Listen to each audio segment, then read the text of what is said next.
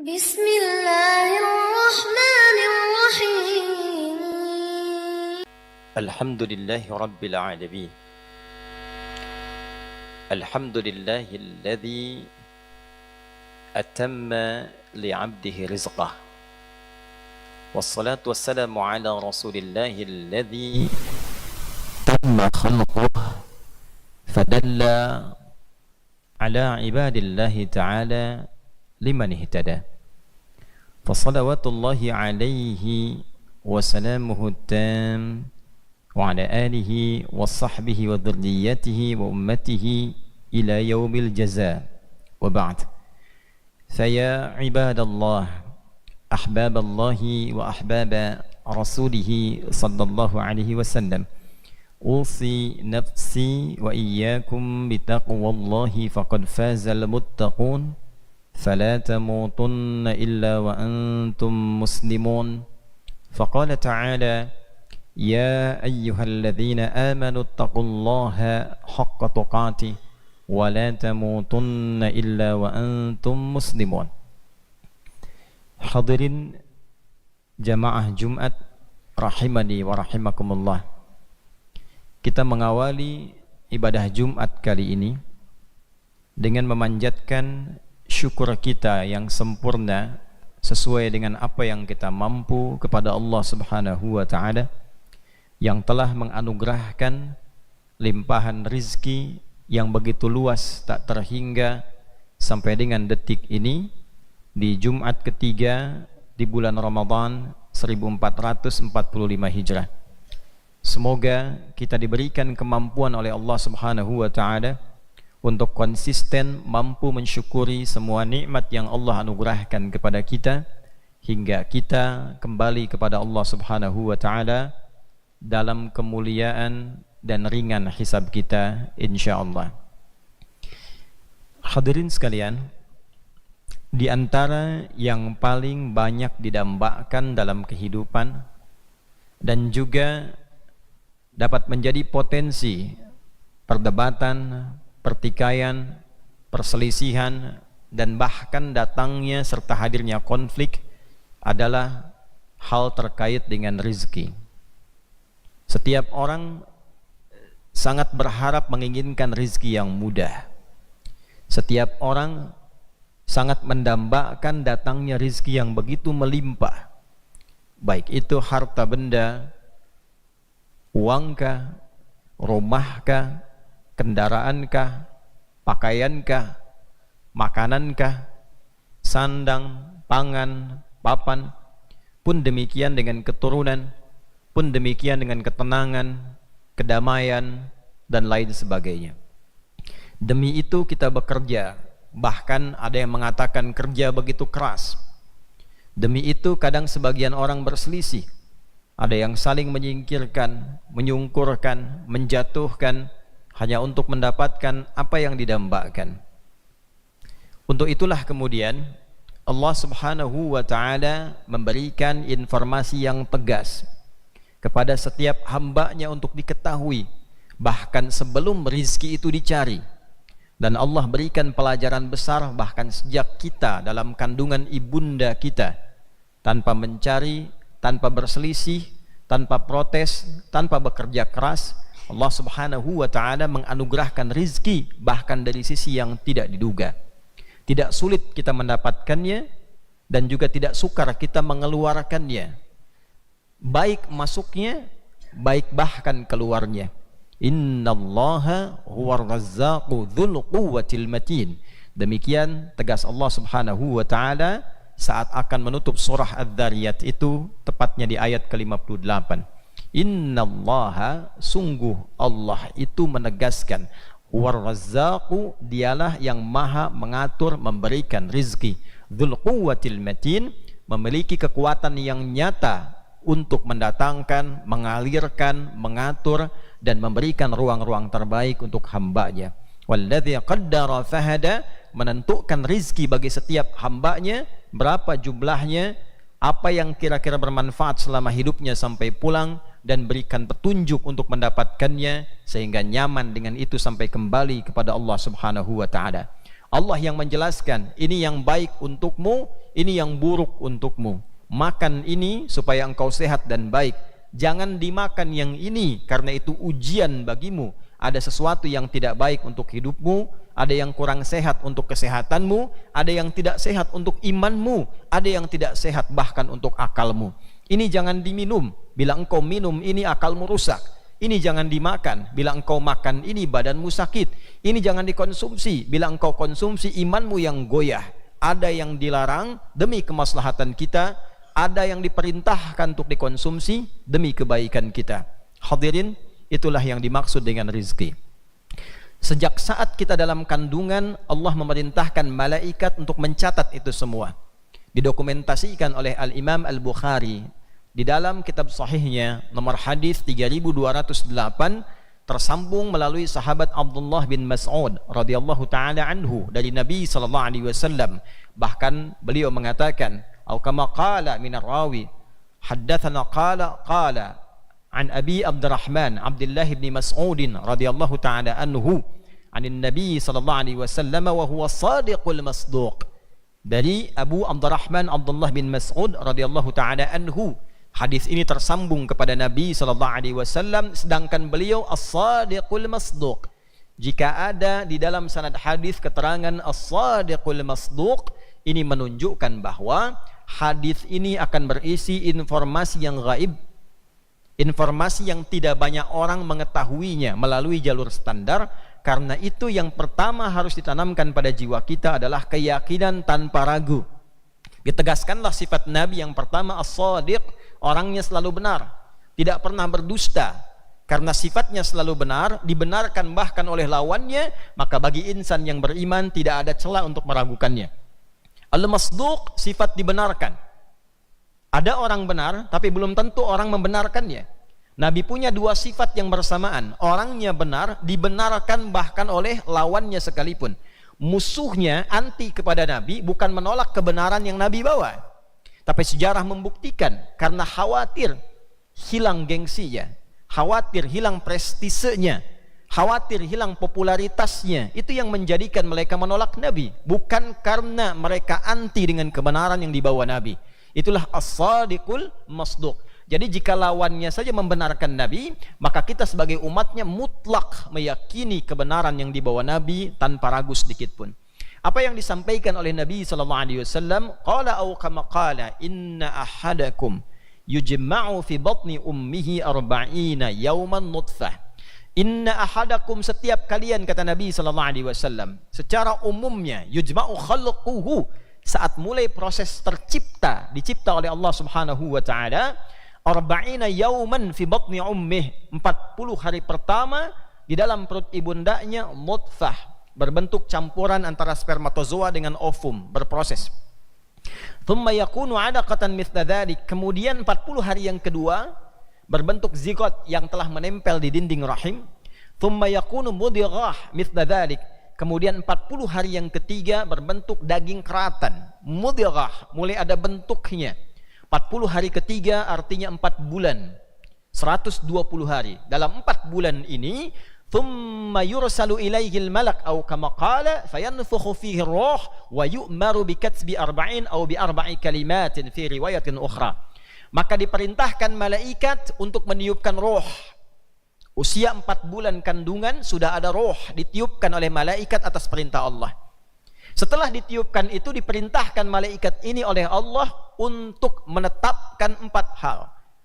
Yang pertama, bikatsbi amalihi, mencatat, menetapkan amal. Apa yang kita kerjakan catat, apa yang kita kerjakan catat. Diberikan petunjuk untuk mengerjakan segala kehidupan kita. Kalau mengerjakan yang baik, ini hasilnya. Kalau mengerjakan yang buruk, ini konsekuensinya. Itulah sebabnya kita diberi petunjuk oleh Allah lewat Al-Quran. Kalau berkata baik, ini konsekuensinya. Kalau berkata-kata kotor, ini akibatnya. Kalau ada orang berbagi kebaikan, ini akibatnya. Pahala dunianya seperti ini, di akhiratnya mendapatkan ini. Kalau mencuri, korupsi, menyogok, ini akibatnya. Di dunia mendapatkan celaan, mendapatkan bulian, di akhirat kalau tidak tobat mendapatkan siksa yang telah menanti. Demikian diterangkan tentang amal. Kemudian yang kedua, ini yang paling menarik, wa rizqahu, uktub amaluhu wa rizqah. Bikatsbi rizqihi, bikatsbi amalihi wa rizqihi. Bersamaan dengan pekerjaan kita, beraktivitas, Allah perintahkan malaikat, tetapkan rizkinya, tuliskan rizkinya. Tuliskan rizkinya sesuai dengan kebutuhan ia selama hidup berdasarkan amal pekerjaan yang akan ia jalani. Hadis ini menegaskan kepada kita bahwa tidak ada satupun manusia yang hidup yang tidak mendapatkan bagian rizki dalam hidupnya. Sepanjang hidup Allah telah tetapkan rizkinya. Walladzi qaddara, Allah menetapkan sesuai ukuran maslahat hidup. Si fulan sekian, si fulan sekian, ada yang 1 miliar, ada yang 100 miliar, ada yang 1 triliun, sesuai maslahat hidupnya. Bagaimana rizki itu mendukung amalnya supaya soleh. Itulah sebabnya di hadis ini amal didahulukan sebelum rizki, untuk menunjukkan pesan bahwa rizki itu diberikan untuk mensupport amal supaya menjadi amal yang soleh. Diberikan pakaian rizki, bagaimana pakaian itu menjadi soleh. Dipakai sholat, dipakai baca Al-Quran, dipakai bekerja mencari yang halal, dipakai belajar. Rizki itu digunakan mendukung amal supaya soleh, bukan untuk merusak amal. Beli baju dipakai untuk tawuran, beli baju dipakai untuk bikin hoax, beli baju dipakai untuk maksiat. Ada orang yang sekarang beli baju untuk dibuka bajunya, dibuka auratnya. Bukan itu tujuan utama dalam rizki. Maka demikian kemudian Allah tegaskan, wa fis samai rizqukum wa ma tu'adun, di surah Az-Zariyat surah 51 ayat 22 itu. Dan telah ditetapkan di langit rizki setiap kita, dan dijanjikan akan diberikan mengiringi amal perbuatan kita. Lapar, perbuatannya ingin makan, maka dikirimkan rizki supaya dimakan. Diatur mana yang menyehatkan, mana yang menyakitkan. Makanlah ini, tinggalkan ini. Itulah sebabnya Allah terangkan, ini makanan yang halal, ini makanan yang haram. Ada yang sifatnya untuk akal kita, supaya nggak banyak pikiran. Allah larang jangan korupsi, jangan mencuri, karena kalau engkau makan dari hasil curian, pikiranmu terganggu, otakmu terganggu, jalan pikiranmu gelisah, tidak nyaman hidup. Itu yang membuat stres meningkat. Dan tidak jarang orang sakit bukan karena makanannya tidak enak, tapi cara mencarinya yang tidak benar. Ada makanan yang bisa merusak iman. Allah haramkan misalnya babi sebagai ujian. Allah haramkan makanan-makanan tertentu sebagai ujian. Akal bertanya masih bisa dijawab, karena memang tujuan ini diberikan oleh Allah sebagai ujian iman bagi kita. Dimakan, imannya yang rusak, akalnya belum tentu. Ada yang ketika dikonsumsi menyehatkan untuk akal, silahkan konsumsi, banyak makanan-makanan sehat. Tapi Allah larang, jangan makan yang ini, jangan minum yang ini. Allah larangkan khamar, Allah larangkan minuman keras, dilarang nyabu, dilarang narkotik. Kenapa? Merusak akal.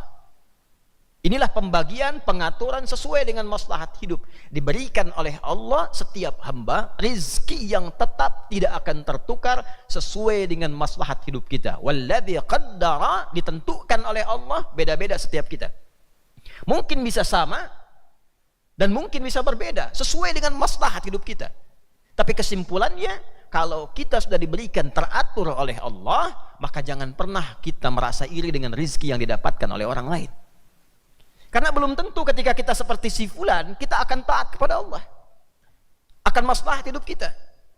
Allah tetapkan kadarnya sekian, tiba-tiba si fulan mencuri, si fulan korupsi. Ketika diambil harta yang bukan haknya itu, itulah yang akan merubah maslahat menjadi maksiat. Maslahat menjadi maksiat karena di luar batas kewajaran, di luar apa yang telah Allah tetapkan.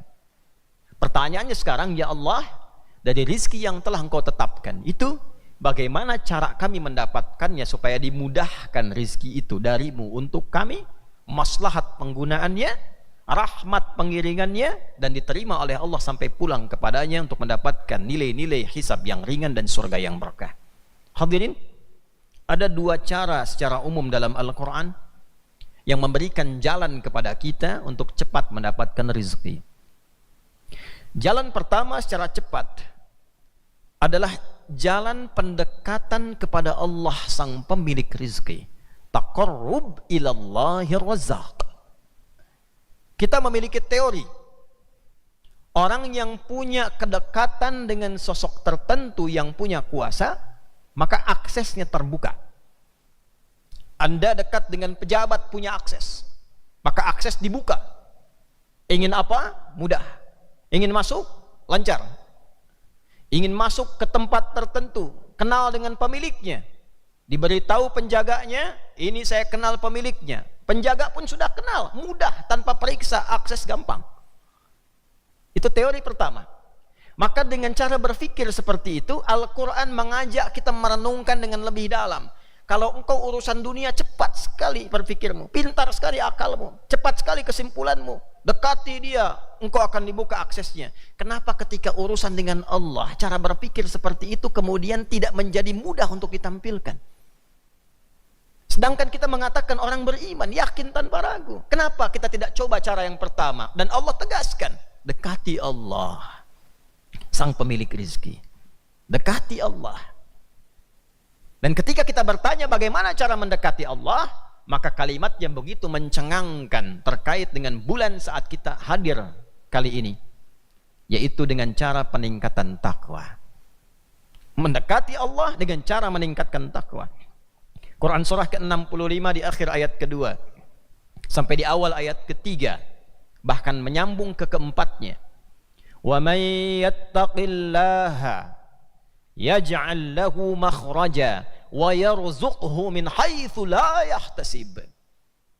Siapapun tanpa kecuali, tidak peduli besar kecil, laki-laki perempuan, tua muda, siapapun dia, bagaimanapun status sosialnya, kata Allah, yang mau meningkatkan takwanya kepada Allah, mendekati Allah dengan amalan takwa, dekati Allah dengan takwa, yaj'al lahu makhraja, Allah berikan kemudahan dalam semua bagian hidupnya.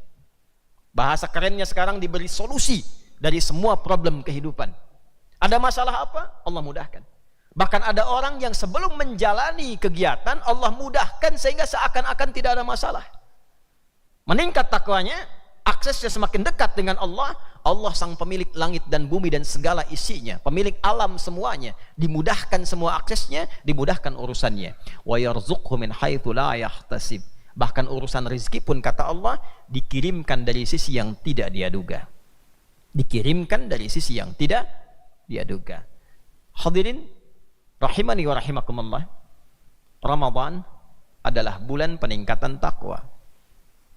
Ramadan diperintahkan pada kita untuk meningkatkan takwa. Ya ayyuhalladzina amanu kutiba alaikumus siyamu kama kutiba alal ladzina min qablikum la'allakum tattaqun. Itulah sebabnya kita latihan mendekati Allah di bulan ini. Salat kita meningkat. Salat itu adalah amalan pertama wujud takwa. Al-Baqarah di ayat 2 dan 3. Dzalikal kitabu la raiba fihi hudal lil muttaqin. Siapa orang takwa di sini? Alladzina yu'minuna bil ghaibi wa yuqimunas shalah. Orang yang begitu yakin dengan Allah, walaupun tidak mampu melihatnya, yakin bertuhan kepadanya, menyembahnya, dia buktikan itu semua dengan menunaikan salat. Di situ tulisannya di mushaf, alif lam shad lam wawu, fathah tegak di atasnya, tak marbutah, menunjukkan bentuk kuantitas yang banyak. Jam'ul jama', dia tambah fardunya, dia tingkatkan sunnahnya. Itulah sebabnya Ramadan kita tambah malam tarawih, rawatib kerjakan, duha dikerjakan, tak terasa nambah sholat kita. Coba dilihat, berpikir dengan jernih, bukankah saat Ramadan rezeki begitu melimpah? Hal yang tadinya susah sekarang, sebelum subuh sudah ada makanan. Betapa banyak di masjid-masjid ada sahur gratis, buka gratis, takjil gratis. Itu disadarkan oleh Allah tanpa kita sadari tiap hari itu. Wa yarzuqhu min haitsu la yahtasib. Sekarang orang pengen makan di jalan, belum nyampe rumah, mampir sedikit sudah ada orang ngasih kurma. Minimal dikasih air. Mampir masjid ada bukaan, menunya macam-macam. Tiap hari. Orang ningkatkan lagi baca Quran. Baca tiap malam, tiba-tiba dikirimkan makanan ke dalam masjid. Ada yang baca tilawah sampai datang sahur. Bahkan Allahu Akbar, tidak diminta, diatur sendiri. Sekarang si fulan yang ngasih makanan, besok si fulan ngasih makanan. Wa yarzuqhu min haitsu la yahtasib. Tiap hari kita ditunjukkan lewat Ramadan, dilatih kita. Pertanyaannya, apakah kita akan konsisten mempertahankan ini sampai selesai Ramadan? Kalau tiap hari ditunjukkan, tiap hari dilihat, tiap hari disaksikan, tiap hari dirasakan, selama sebulan, selepas sebulan kemudian tidak sadar dengan amalan itu, maka ada yang salah dengan cara berpikir kita.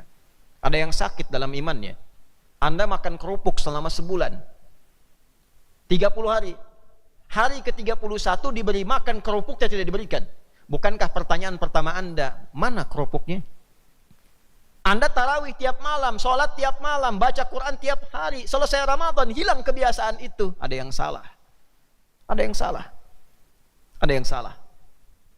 Ini adalah latihan untuk melatih kita dekat dengan Allah sehingga manfaat Ramadan tanpa terasa. Ramadan itu kalau benar dilakukan meningkatkan takwa, peningkatan takwa itu melahirkan kemudahan dalam rezeki. Sebuah kisah yang singkat. Al-Quran itu begitu indah, diberikan penjelasannya, diberitahu jalannya, diberitahu contohnya, dan kalau dilihat dalam biografi ketemu orangnya, nyata betul. Maryam alaihissalam, Quran surah 3 Ali Imran di ayat ke-37. Maryam ini disiapkan oleh orang tuanya khusus untuk mendekati Allah. Ini rumus untuk orang tua. Kalau ingin dimudahkan rezekinya di keluarga, untuk orang tua, bapaknya, ibunya, kakeknya, neneknya, bahkan saudaranya, maka siapkan satu di antara anaknya supaya dekat dengan Allah. Jadikan ahli salat, jadikan ahli Quran.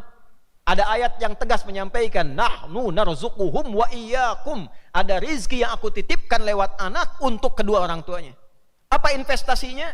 Dekatkan anak dengan Allah. Dekatkan anak dengan Allah. Di antara contohnya Maryam oleh Imran dan Hannah. Imran itu bukan nabi, orang saleh. Hannah istrinya salihah. Dua-duanya menyiapkan Maryam anaknya. Bukan rasul, bukan nabi, perempuan salihah, terhormat. Disiapkan tempat ibadahnya, dibikinkan mihrab, tidak boleh ada yang ganggu. Imran meninggal sebelum anaknya tumbuh. Begitu lahir meninggal dunia. Tidak sempat melihat Maryam, tapi pesannya Imran kepada istrinya, teruskan jaga anak supaya dekat Allah. Dirawat oleh pamannya Zakaria, pamannya yang mengirimkan makanannya, pakaiannya. Tapi menariknya, ketika orang tua benar-benar menautkan ikhtiarnya kepada Allah dengan benar, maka dijawab oleh Allah. Fataqabbalaha rabbuha biqabulin hasanin wa anbataha nabatan hasanan wa kaffalaha Zakaria. Kullama dakhala 'alayha Zakaria al-mihrab wajada 'indaha rizqa. Qala ya Maryamu anna laki hadha? Qalat huwa min 'indillah. Inna Allaha yarzuqu man yasha' bighairi hisab. Bighairi hisab. Aku terima, kata Allah, ikhtiar orang tua. Aku rawat. Kalau Allah sudah terima, Allah yang perhatikan. Dari mulai tumbuh sampai berkembang dewasa, bahkan sampai wafatnya. Zakaria alaihissalam yang ditugaskan memberikan makanan, pakaian, bingung. Setiap masuk ke mihrabnya Maryam, sudah ada makanan. Musim anggur ada anggur biasa. Bukan musim anggur ada anggur. Semua keperluan ada. Kata Zakaria alaihissalam, ya Maryamu anna laki hadha. Maryam, dari mana semua ini? Qalat huwa min indillah. Kata Maryam, iya, ini semua adalah dari Allah subhanahu wa ta'ala. Inna Allaha yarzuqu man yasha' bighairi hisab. Ini kata kuncinya. Allah sungguh paman, Allah itu akan memberikan rizki bentuknya apapun tanpa batas pada siapa yang dikehendaki. Rumus tafsir mengatakan begini. Kalau ada di Al-Quran kalimat mayyasha, maksudnya masuklah pada golongan yang dikehendaki oleh Allah itu. Bukan ingin mengkhususkan. Al-ibaratu bi umumil lafzi la bi khususis sababi. Hukum itu berlaku karena keumuman ayat, bukan khusus sebabnya. Jadi maksudnya kalau ingin seperti Maryam, maka lakukan amalan seperti yang dikerjakan Maryam, maka masuklah pada golongan yang dikehendaki oleh Allah. Dari mana taunya itu? Nabi Zakaria langsung mengerjakan apa yang dikerjakan oleh Maryam di mihrabnya Maryam. Berdoa, sholat, minta kepada Allah, minta yang mustahil menurut manusia, tapi dibutuhkan oleh beliau. Kenapa mustahil? Karena istri beliau divonis oleh medis, mohon maaf, monopus dan mandul, tidak mungkin punya keturunan. Maka minta di situ kepada Allah dan dikabulkan seketika. Hunalika da'a Zakaria rabbah qala rabbi habli min ladunka dzurriyyatan thayyibah innaka sami'ud du'a fanadathu al malaikatu wa huwa qa'imun yusalli fil mihrab anna Allah yubashshiruka bi Yahya. Jadi kalau dengan Allah dekat, keturunan itu dijaga mudah, rezeki dijaga mudah, makan itu dapat nyaman, sehat, tenang. Terakhir kunci untuk mendapatkan ini, jangan tarik ibadah kepada dunia. Karena tujuan mendekati Allah itu bukan untuk rizkinya, tapi untuk Allahnya. Menunjukkan ketaatan kita kepada Allahnya, bukan karena rizkinya. Awas jangan salah. Jadi kalau kita mendekat kepada Allah, tujuannya untuk mendapatkan rezekinya, yang dapat cuma rezekinya. Ridha dan cinta Allahnya nggak dapat. Jadi Maryam itu disiapkan mihrab untuk mendekat kepada Allahnya. Rizki itu cuma bonus saja. Cuma jalan singkatnya mendekat kepada Allah. Tujuan mendekat kepada Allah itu taqarrubnya adalah jangan tarik kepada aspek rizkinya, tapi tarik kepada taqarrub untuk mendekati Allah, meraih cinta dan ridhanya. Itu yang menjadikan kita dijaga tanpa batas rizkinya oleh Allah Subhanahu wa ta'ala. Karena sering ditemukan kekinian orang ibadah ditarik ke dunianya. Tahajud supaya lulus ujian, puasa supaya pekerjaan diterima, supaya gaji naik. Gampang bagi Allah mewujudkan itu. Ya. Tarik ke akhirat, tarik ke ibadah, rizki akan mudah diberikan. Jalan pertama. Sebagai penutup khutbah singkat ini, jalan kedua adalah jalan yang ditempuh oleh umumnya manusia. Standar. Yaitu bekerja. Ingin kaya? Kerja. Ingin melimpah rizki? Kerja. Apa dalilnya? Ya ayyuhan nasu kulu mimma fil ardi halalan thayyibah. Quran surah kedua ayat 168. Hai semua manusia, kalau ingin makan, kalau terpenuhi kebutuhan, ingin diwujudkan, kerja. Silahkan cari makan, kerja. Minimal untuk makan. Jelajahi, jangan putus asa. Tidak ada di Tapos, cari tempat lain. Sukacai tidak ada, cari ke Cadasari. Cadasari tidak ada, cari ke Menes. Menes tidak ada, cari Labuan. Labuan tidak ada, ke Anyer. Anyer tidak ada, Cilegon. Cilegon tidak ada, ke Serang. Serang tidak ada, Tangerang. Sebanten tidak ada, cari ke Jakarta. Jakarta tidak ada, cari ke Sumatera. Apa tidak ada tapak bumi ini yang bisa kita dapatkan untuk mendapatkan bagian untuk makan kita? Kata Allah, kita diciptakan, diberi kemampuan untuk itu. Asal tidak malas, bisa makan. Tidak harus mencuri. Kenapa harus mencuri? Kenapa harus berjudi? Kalau mau bekerja, Allah berikan. Itu poinnya, kerja. Bagaimana bagi orang beriman? Orang beriman lebih dimudahkan lagi kalau dia bekerja dengan imannya. Al-Baqarah ayat 172, sekaligus menutup khutbah ini. Ya ayyuhalladzina amanu kulu min thayyibati ma razaqnakum. Hai orang-orang yang telah punya iman, carilah kerja itu dengan imanmu. Maka akan dikirimkan kepadamu oleh Allah yang Maha Agung rizki yang baik-baik. Cari kerja pakai iman. Cari kerja pakai iman itu jangan cari hal-hal yang Allah larang. Jangan cari kerja di tempat maksiat. Jangan cari kerja di tempat orang-orang yang menjauhkan kita dari Allah. Kerjanya benar, tapi cara kerjanya tidak benar. Kerja meninggalkan Jumat, kerja meninggalkan sholat. Maka coba dilihat di ayat Jumat di ujungnya, wallahu khairur raziqin. Ada orang tega meninggalkan Jumat itu karena alasan ingin dapat pekerjaan, ingin jaga toko, ingin jaga pekerjaan tertentu. Wataroku qaima. Di era Nabi ada orang dagang ditinggalkan nabinya sedang berkhutbah. Qul ma indallahi khairum minal lahwi wa minat tijarah. Katakan Muhammad pada mereka, Jumatan itu lebih bagus, sholat itu lebih bagus, zikir kepada Allah lebih bagus dibandingkan dengan pekerjaan yang sia-sia atau mencari keuntungan lewat dagang, lewat pekerjaan yang tidak engkau sadari menjerumuskan engkau pada keburukan. Wallahu khairur raziqin. Bukankah engkau sadar Allah yang punya rizki dan Allah yang terbaik dalam memberikan rizki? Anda tahu rizki punya Allah, Allah yang kasih, tapi Anda melakukan pekerjaan yang tidak disukai oleh Allah. Bagaimana itu bisa berkah dalam kehidupan? Maka silahkan cari rezeki dengan iman, bekerja secara standar, maka Allah berikan kepada kita. Kalau ingin akses cepat, dekati Allah lewat amal saleh, tingkatkan amal ibadah kita, tapi jangan tarik urusan akhirat ke dunia. Alasan yang paling gampang adalah cari cinta dan ridha Allah, maka dunia bahkan langit dan bumi dibuka keberkahannya untuk kita. Demikian disampaikan di Quran surah ke-7 Al-A'raf ayat 96. Walau anna ahlal qura amanu wattaqau lafatahna alaihim barakatim minas samai wal ard. Kalau satu komplek, satu kampung, satu desa, bahkan satu negara, satu negeri mau meningkatkan iman dan takwanya kepada Allah, akan dibuka akses langit dan bumi untuk melimpahkan keberkahan selama ia hidup sampai kembali kepada Allah Subhanahu wa taala. Barakallahu li wa lakum fil Qur'anil azim wa nafa'ani wa iyyakum bima fihi minal ayati wa dzikril hakim wa taqabbala minni wa minkum tilawatahu innahu huwas samiul alim. Ud'ullaha yastajib lakum jami'an.